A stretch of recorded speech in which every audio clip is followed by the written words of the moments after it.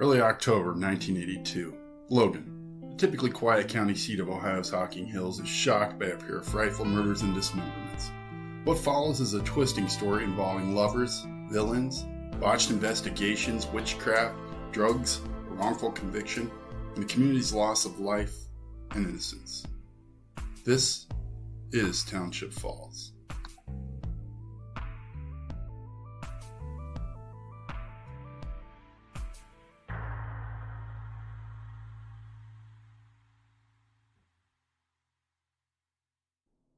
In Chapter 2, we discuss the discovery of the bodies and the investigation, which led to a suspect, the stepfather of one of the victims, Dale Johnston. Torches blazed and sacred chants were praised. As they start to cry, hands held to the sky. In the night, the fires are burning bright. The ritual has begun. Satan's work is done. 666, the number of the beast. Sacrifice is going on tonight. Iron Maiden, 1982. Chapter 3. The Devil's in the Details. Nate's dad had a decent amount of land near Lake Logan. He was kind enough to allow my scout troop to camp on the premises whenever we wanted. Nate, my patrol leader, was a few years older than me. He was also an avid metalhead. In fact, he was the first I ever encountered in my young existence. Lying amidst clouds of mosquitoes in our domed Eureka tents, Nate would regale our patrol with tales of his rock and roll exploits. Through Necro, I learned of such bands as Black Sabbath, Iron Maiden, Judas Priest, and his favorite, Dio. When we were hiking cross-country in the deep snow encumbered with a Klondike-style sled, Nate lessened the load by telling us about Ozzy and Badheads. Similarly, he would, in a deadpan delivery, recite Ronnie James Dio lyrics to try to fit the occasion, be it cooking omelets on a fire or digging a latrine. Perhaps Nate's greatest contribution to my childhood imagination were his stories of the nefarious actions of a group of people that congregated under the trestle in West Logan. According to my patrol leader, a group of adults that dabbled in Satanism hung around performing rituals of a sort in the moonlight. Necro claimed that he and his friends had found the traces of mutilated animals, including beheaded birds and the hindquarters of someone's dog. Another time he spoke of returning to find writing on the columns of the trestle. These symbols were written with brown-colored paint. Had to be adults, he declared. The letters in the drawings were way too high for a kid to reach. Also, the water's chest high there. The source was discovered, lying nearby on the graveled embankment. Someone had removed the head of a rabbit and had finger-painted the symbols. The poor creature's head was laying near the stub of a black candle. He told us this frightening story, then flashed a goat symbol. His dad, as if on cue, declared, "Lights out," and then he played taps on his bugle. The satanic panic of the 1980s was very much alive in the Hocking Hills. Local church groups were condemning the film Clash of the Titans for its portrayal of the horned antagonist, Calabas. Similarly, when James Dallas Egbert III, a student at Michigan State, disappeared from his dorm room in 1979, Dungeons and Dragons, a hobby for many collegiates, was the culprit. Ergo, the devil was the culprit. This event would go on to be immortalized in author Rana Jaffe's 1981 novel, Mazes and Monsters. Some of you may be familiar with the 1982 made-for-TV movie starring a young Tom Hanks as the flipped his gourd student. Either way, there would be no more dice and D&D books for the sale in our town. This was also the era when it was trendy for rock and roll bands to backmask their albums, whereas playing the records backwards would produce demonic sounds and messages. Rock on, Satan. Yup, the satanic panic. In this episode, we will address the possibility that the cult was responsible for the murders of Annette Cooper and Todd Schultz, from Satanists to witches and mutilations. Dale Johnson hires Thomas Tyak as his chief counsel, with assistance from attorney Robert Sir. They're optimistic about Johnson getting an acquittal, however they need an ace in a hole, an Alamo. Enter into our story Dr. Jeff Hilson III, an author of books on various topics, Dr. Hilson has taught history in several Columbus high schools. He's also a self-proclaimed specialist in the field of cult murder forensics. Foremost a historian, Hilson's approach is to study trends in criminal activity. He comes to the case with his own opinions. They don't mesh well with Logan's way of thinking. Hilson's presence in the case stinks of desperation from Johnston's defense, as if the historian is more of a diversion than a credible witness. Nonetheless, Dr. Hilson is subpoenaed, and he's on the deck for the stand.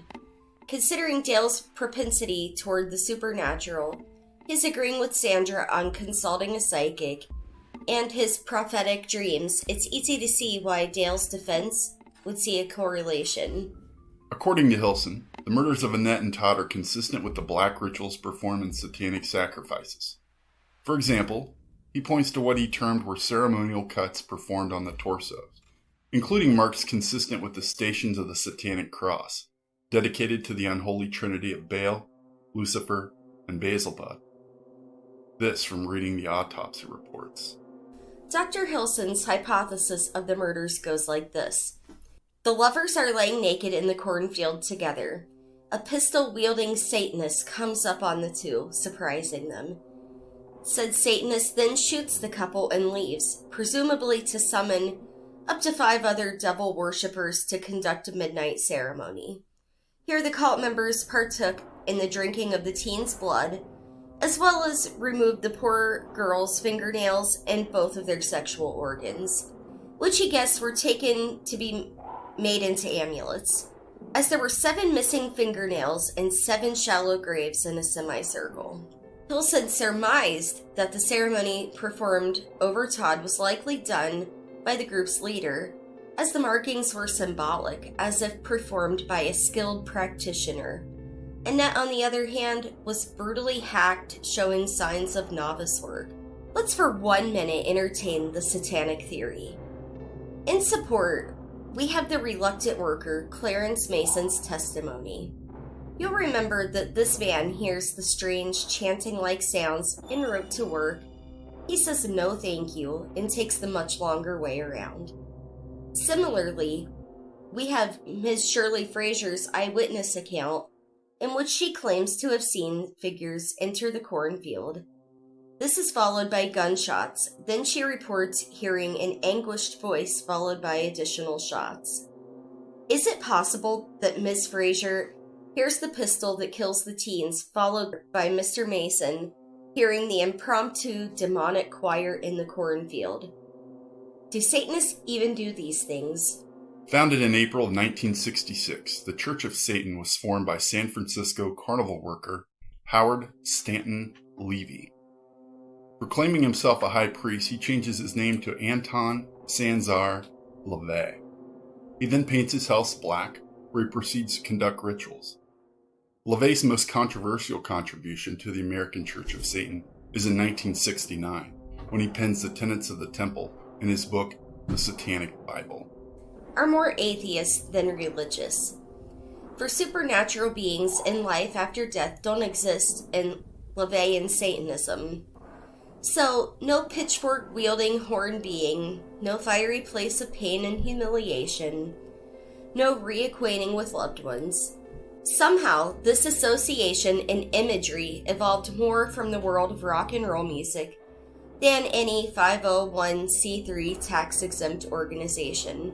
One needs only pursue the rock and roll album art of the late 70s and early 80s, and you will get the distinct impression that evil is quite remarkable. The demonic scenes and symbols adorning these albums appeal to the young and rebellious. It is also worth noting that church members would typically find like-minded worshipers and recruits and organize into cabals that the church called grottos. These underground charters were temporary, for once they served a purpose in a geographic area, they would dissolve. In 1975, High Priestess LaVey phased out the grotto system. The Church of Satan claims that no cabals in or around the Hocking Hills region ever. So, what about witches? In 1995, I was an undecided major at Hocking College, where Annette Cooper had attended in the 1980s. My psychology instructor was very vocal about being a warlock, which seemed to me way more interesting than his subject matter. At the end of his class one day, he announced that his coven had a standing invitation for the public to attend their ceremonies. Man, I had to see this. The address was a bit tough to find. I didn't see any Wicca ceremony tonight signs to guide me. However, I knew I was in the right spot when I came to a group of a dozen cars parked below a lodge on a forested hill. The Jeep parked in front of me had an embossed pentagram on its wheel cover. When I worked up the nerve to walk up the hill to the lodge, I was greeted warmly by my smiling instructor, standing on a wraparound porch. He was barefoot and his normal shirt and tie were replaced with an oversized purple-colored robe. The result resembled more Grimace than Jedi Master. I was told that I could participate or watch from the screen windows surrounding the porch. I chose the latter, turning a wooden Adirondack chair around so that I could respectfully view without interrupting. The participants, some robed, some in street clothes, followed the lead of my instructor, and what I guessed to be his wife. In fact, everything I witnessed that evening was done with complete gender equality. They said everything in practice unison, not one voice louder than the other. It started with what resembled a martial arts kata. Several of the practitioners had feathers in their hands as they ritually honored the four directions. Looks of peace on a few faces. Everything I saw was nature-based. In witch folklore, the fat of unbaptized infants is used to concoct flying potion. Similarly, storybook witches try to the damnedest to lure children into their clutches, so as to boil, maim, devour, or do some other horrendous thing to the poor kids. I saw none of this. There were a few kids on the ground, likely the brood of one or two of the Wiccans within. They were neither tied up or sitting in a cauldron. No look of impending horror adorned their faces. They were outside playing tetherball. I continued to observe, looking for any personification of evil. To my surprise, these weren't evil broom-riding warlocks and witches. They were tree huggers. They chanted proclamations of their love of nature. I was impressed that their lines were all recited from memory. They reverently held amulets made of acorns and stones, not flesh, aloft. They murmured in melodic and synchronized chants that I couldn't make out between the weird vocabulary and the tetherball game. I didn't hear a single incantation to Lucifer, demons, or Dracula. I stayed maybe 45 minutes, then I decided I'd seen enough.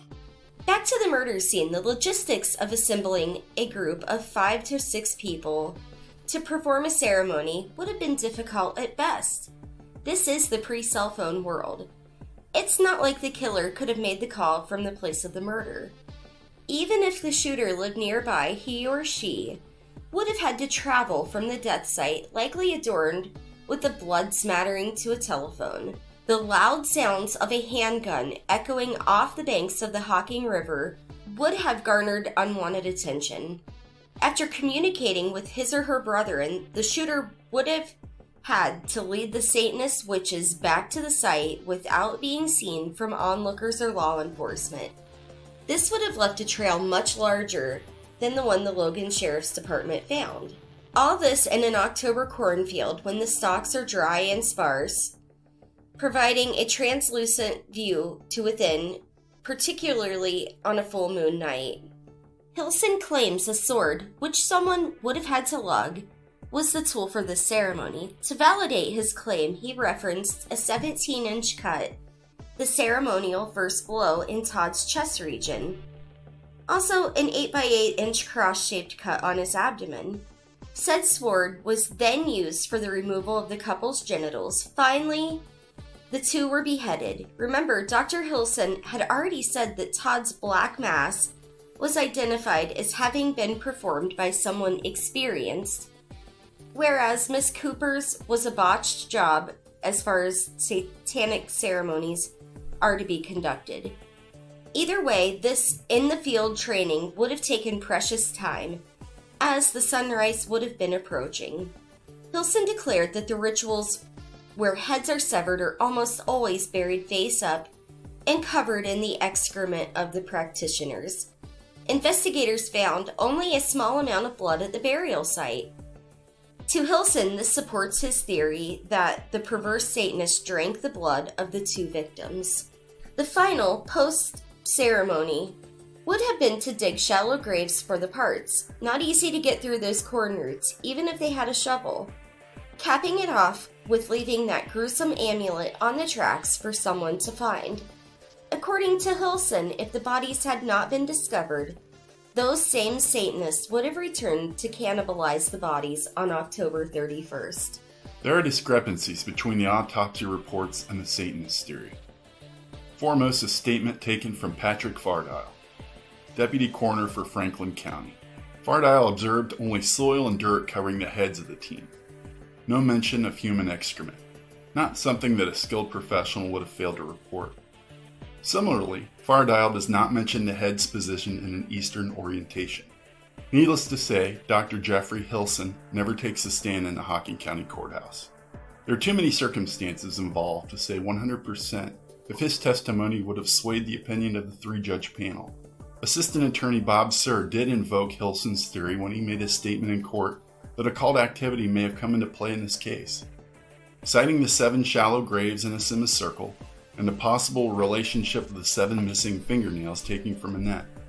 However, that's the closest that Beelzebub makes it into the Hocking County stenographer's transcript. Since Hilson does not testify, history seems to treat the man fairly. He goes on to have a full career as a beloved high school teacher in Columbus City school system. He would continue to author various books, including works of history, novels, short stories, and journals. When Don Schultz, Todd's grieving father, was asked by a reporter if he thought that Johnston's defense had a credible witness in Hilson, Don famously said, "My guess is that he would have been laughed out of the county." So why have a witness like Hilson in the first place? Truth is, Dale Johnston faced an uphill legal battle. His unbecoming behavior, particularly his home nudity practice, lingered in the minds of his defense attorneys.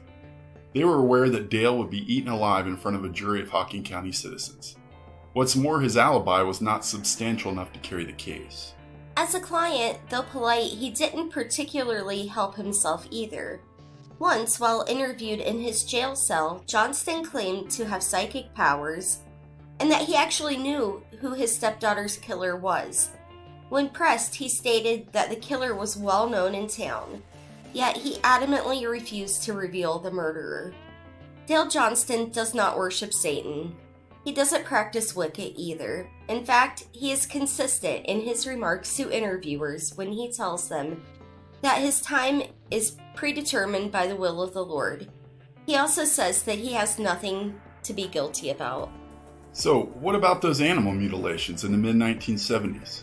Is there a possible connection between these and the killings? Most reports claim that first instance was recorded in Gallipolis, Ohio back in 1963. In Chapter 1 of our story, Sarah told us of the castrated bulls, disemboweled rabbits, and the horrible defacing of citizens' pets in the township, the culprit of which was never apprehended. A similar fate befell neighboring Athens County when a series of cattle and other mammal mutilations caused a stir in 1976. Cattle mutilations are almost always carried out in the nighttime hours. The poor bovine are frequently found in these cases to be missing body parts, including sexual organs and eyes. Most reports the deed done with precision of a surgeon. Coincidentally, footprints and/or tracks are almost always missing from the scene. As possible explanations, UFOs, Satanists, and witches have been under scrutiny. In the late 1970s, David Wolochinsky and Irving Wallace compiled a series of reference books titled The People's Almanac. Everything from disasters to supernatural phenomenon to psychic predictions could be found within these fascinating pages. In September of 1981, the two collaborate to produce the third of their popular text, The People's Almanac No. 3. In this volume, a striking contrast to the supernatural theories regarding cattle mutilations can be found. In the name of science, a group of Arkansas policemen left the carcass of a dead cow in a pasture unattended. To their surprise, within 33 hours of the experiment, vultures and blowflies in a tidy manner disposed of the eyes, sexual organs, and the blood. The result had the policemen in agreement. Most would think the deed was done with surgical precision. Additional veterinary studies of cattle mutilations, particularly in the western states of South Dakota and Nebraska, have led to the conclusion that in most states, these animal deaths are a result of natural causes. Of course, that's not to say that animal slayings do not happen. Most experts in the fields of psychology and sociology would agree that the abuse of animals, particularly of a young age, is a red flag for future violence. This thought was further explored in a 1963 study. Psychiatrist John MacDonald proposed the MacDonald Triad. The intent was to study the long popular belief that children who abuse animals have the potential to become serial killers. MacDonald also paired the behaviors of fire starting and continued bedwetting beyond the age of 5 as traits that are early indicators of murder, assault, rape, and abuse. That is not to say that the study was without flaws, chief among them being MacDonald based his research on 100 patients. Moreover, these were individuals who only threatened to kill someone. Nonetheless, the MacDonald Triad was the go-to diagnostic tool associated with serial killers for years.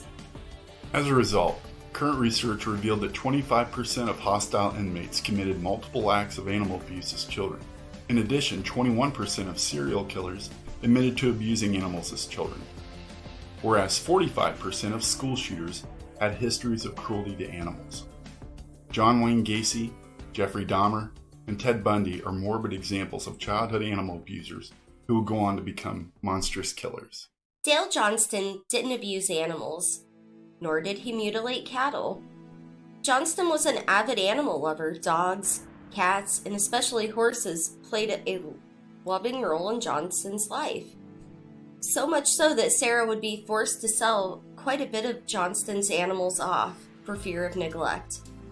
Any death to animals as far as Dale is involved was due to his duties as a farmer. Killing chickens and butchering cattle are routine to the lifestyle. In support, Sarah had the specialty knives and the training to prepare game and meat so that she could feed her family. Defense lawyers Tyack and Sir needed something beyond the cult theory if they desired any chance to get Dale an acquittal. The devil may have been in Falls Township, but could they convince the judges that it wasn't Johnston? Perhaps nothing drove the satanic theory more in this case than the little-known book written by Ohio State University journalism student Don Cannon. Titled Horror in Hocking County, the project began as a side gig for Cannon, as he was bestowed a salaried internship in OSU's television news workshop while completing his master's degree. Dale Johnston's arrest captured the attention of the Columbus campus. As a result, Cannon would be tasked with editing an undergraduate project, whereas the murders as well as the subsequent trial would be highlighted. The result, Reasonable Doubt, would be the recipient of the Cincinnati Blue Chip Public Access Award for the Best Television Documentary of 1986. Horror in Hocking County supplements the documentary. Bound by red cardstock, Cannon's book is not subtle. On the cover, a horned and winged goat-esque demon sits cross-legged, breast and hooves exposed. A torch-like mitre sits atop the creature, who seems to be giving an unholy benediction to the reader. Necronate would have approved. Though the tome is available online, collectors fortunate enough to find a paper copy have a rare find on par with Gustav Havsford's The Short Timers. In the original publication, Cannon includes illustrations depicting varying scenes of demonology. In fact, the entire book is rife with sketches of hell, the Inquisition, Black Sabbath, and representations of Satan. I had to hide the book when I checked it out at the Logan library. First, I would make sure that my mom's friend Debbie wasn't working the circulation desk. You see, I had a grandfather, an uncle, and an aunt who were all Methodist ministers. Even though I secretly didn't believe in demons and angels, I would have been drawn and quartered if my folks found the book on my person. The thing is, I didn't repeatedly get the book for the artwork. I was interested in justice. I think along the way, like most citizens of Logan, I started to associate the evils depicted in Cannon's book with Johnston himself. Then around 1993, the book disappeared from the shelves. Had the cardstock pamphlet finally succumbed to the oily hands of library patrons? Did someone sympathetic to Dale Johnston steal it? I would catch glimpses of it in various library reference sections, but those books are like the furniture. They stay there. Interestingly, the last time Sarah and I got our hands on a public copy was, of course, in the reference section of the library, in Boynton Beach, Florida. Years later, I would stumble on my own copy of Horror in Hocking County. Having reread it as an adult, I found the satanic element a bit insulting. Did Ohio State students really think that the citizens of Logan would buy into this garbage? Or was this another chance to capitalize on small town's fear? In the end, most in Falls Township would prefer the winged and horned creatures of fantasy over the chilling reality of what went into that cornfield after those kids. This is Township Falls. On the next Township Falls. A mob gathers as a handcuffed Dale Johnston arrives in town to be charged with the grisly double murders.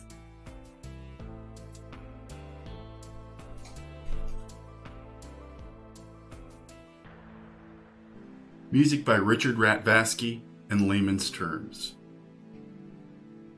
If you knew the victims or the players in this case and have anything you want to share, you can do so via our recorded line 419-777-1147.